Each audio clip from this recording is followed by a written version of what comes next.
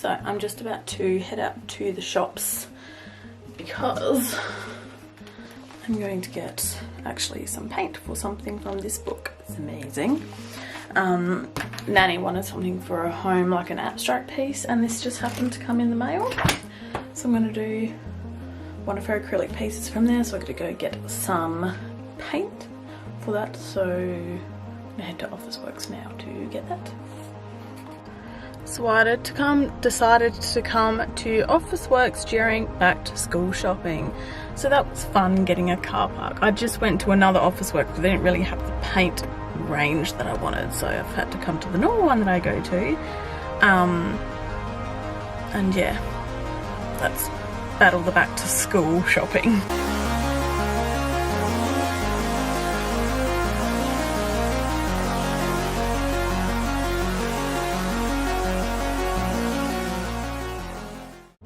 It is the next day. I got all my paints and I'm actually going to do a trial run, I suppose, of a mini painting before I do the larger canvas, just so I can figure out. Like I said earlier, I am doing one from this book. Seriously suggest checking it out. I got mine from Book Depository. So it was about $26 Australian, I think, and it came with free shipping as well. So I'm going to just give you like kind of a close-up just of the one that I'm doing, and then you can kind of see the layout of the book as well if you are interested. So I'll show you the one that I'm doing, and then I will get into doing a test canvas. I've just got a small canvas here to test it on, so I'll show you the book now. Okay, I'm going to try and do this as best as I can, but I also kind of have to hold the book. So this is the one I'm doing, Glorious Extravagance. And that's kind of the idea. You get a nice textured one, but it's good. She talks about how to choose colours. She gives you some information about it. Just a little tip. And then over here she talks about like the skill level, the skills you learn, what type of materials you will need, the mess level, potentially off the charts, and how long. And it kind of gives you that. And then you go on the next page and she's got just some pictures and the process. So this is kind of the gist. But yeah, she's got one of these for all of like the different styles, so that's pretty cool. Another smear, and then she goes into some watercolor stuff as well. So yeah, that's pretty cool. Definitely recommend this book if you're a beginning, medium, just any artist really. Recommend checking this out. I'm going to put you in time-lapse now. I'm not sure what, sorry, best before I put you in time-lapse. She recommends getting a larger white paint, so I got that. These are like my test colours that I got, because I really like that colour scheme. Whether I use all of them or a few, I'm not really sure yet. So I'm going to put you in time-lapse now and we'll see how I go.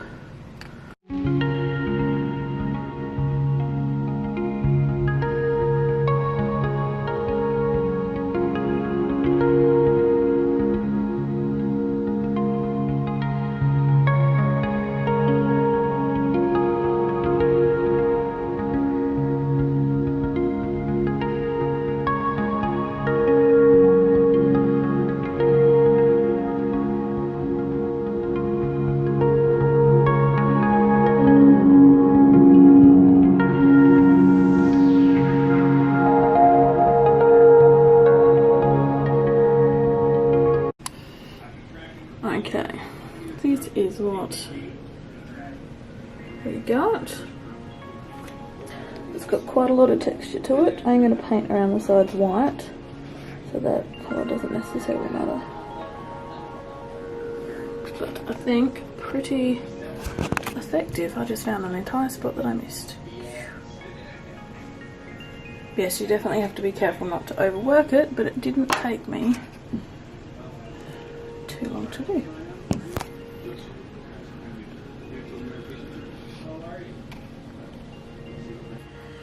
Alright, so it's been a while since I filmed the first part of this vlog. Yeah, there's just, I don't know really. It was quite hot in Australia for a bit, so me coming and actually doing anything was not happening. I was pretty much just lying down trying to keep cool. I've been at my partner's a fair bit, and I really can't be bothered taking all my stuff to his, apart from my mandala stuff. That's pretty much what I've been doing. But then I didn't take my camera to film anything.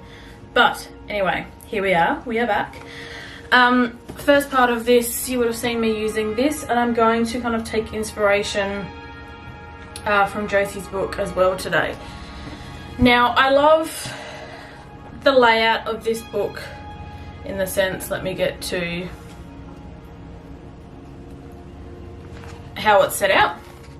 So she's got like the instructions, the materials, and then the artwork, and then on the next page, let's see if I can do this. Can I? Yeah, kind of like breaks down a little bit more. I love that about the book. In the back of the book, she's actually provided you with some templates. But it's my only downfall of the book. They're not like tear out or anything. I mean, I suppose I could probably get like an X-Acto knife and cut them. So what I ended up doing is I put them into my scanner and scanned them. And then I printed them on normal paper, and I'll just go grab them. And this is what they kind of end up looking like. Obviously I need to cut like the scanny bits off the bottom. And they are very, very faint still. So then my next thought was I'll go over them with a black line, because this is just horrid print paper, like you couldn't watercolor on this. Go over them with black lines so I can put it onto watercolor paper with pencil very lightly. This is as far as I got, and I got bored. So what I'm thinking is I'm actually going to try printing one of these on watercolor paper, because they are quite faint. I might even turn the brightness, saturation, opacity. Might turn the opacity down so it's even brighter and see how that goes. So yeah, that's my only downfall with the book, is already knowing watercolor. I want to do these on watercolor paper. These might be great if you do them straight in the book, but I don't know. But I've taken inspiration because in her book, let me find it, I'll be back.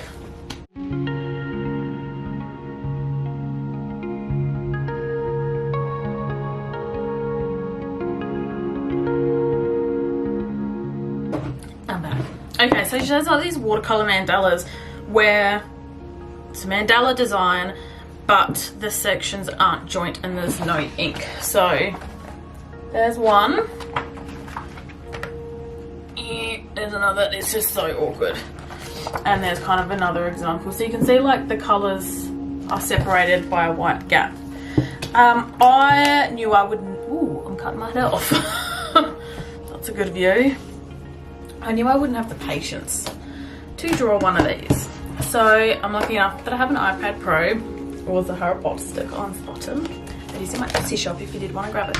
I knew I wouldn't have the patience to mark that up on paper. So what I've done is I have used my tools to my advantage. That's what I always say to my students when I'm teaching. And there is an app called Amaziograph. And Amaziograph lets you create mandalas. So for example, there's one that I created, and you can kind of see there's lines on there, and you can change that so it's more detailed and not. So I've used this to my advantage, and I have created some with gaps in between. And what I'm going to do with these is I'm going to print them on normal paper, and then I have a light box that I'm going to use to trace it. And I'm thinking I'm probably going to use watercolor pencils so they dissolve a bit.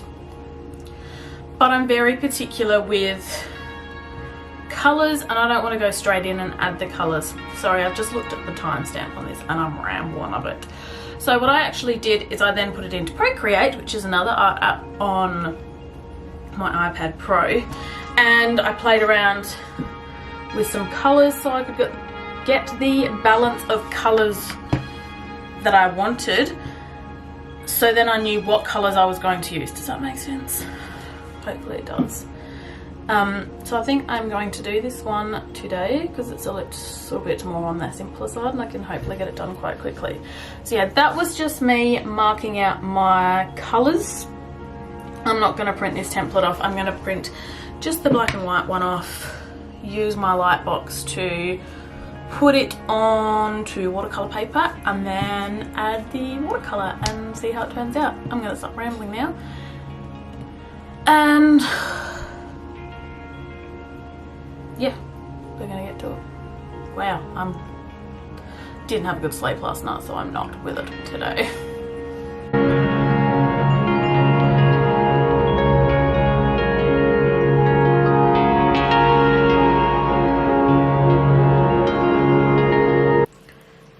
Okay, so I've got Lightbox plugged in. It's just from eBay. It wasn't high quality. It's quite a dodgy connection here. It can be quite temperamental.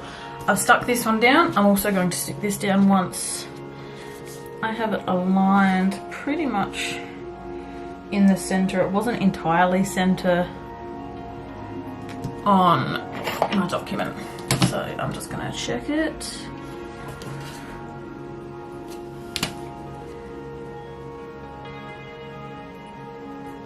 I did mark the center of the page of the watercolor, but I get OCD, so if something's gonna be centered, it's gonna be centered.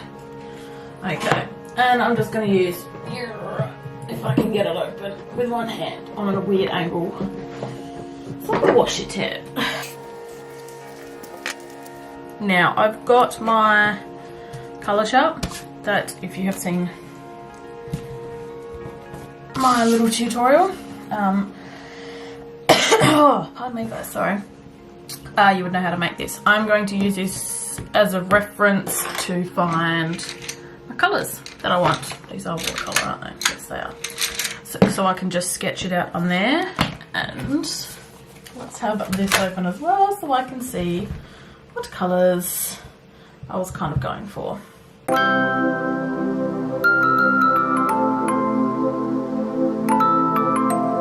I have matched up my colours with my design that you saw earlier.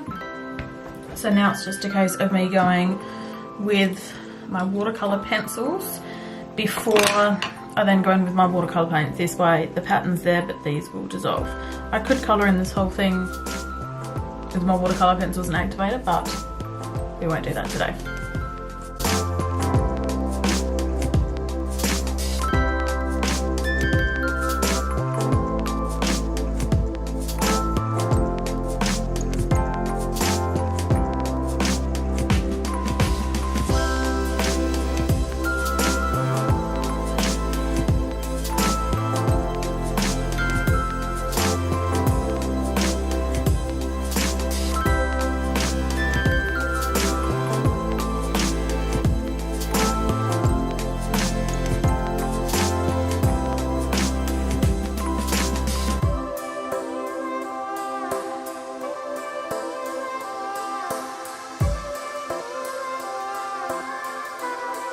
Okay, so that is the outline done in the watercolour pencil. Obviously, if you don't have a light box, you can do the good old trick where you go up to the window and trace it, but I have that, so I'm going to use the tools that I have. Now I have to get my paints ready using my Prima Classics palette, but I am going to then mix them in another thing because they're going to be quite diluted because I'm using pastel colours.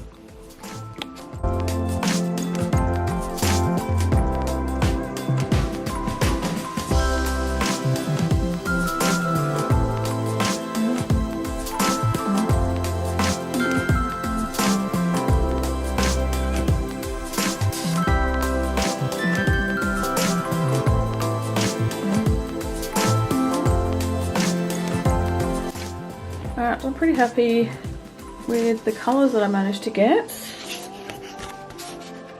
They are pretty bloody accurate, if I say so myself. So, now that they're all mixed up and all liquefied the way I want, I can go ahead and start essentially colouring this in.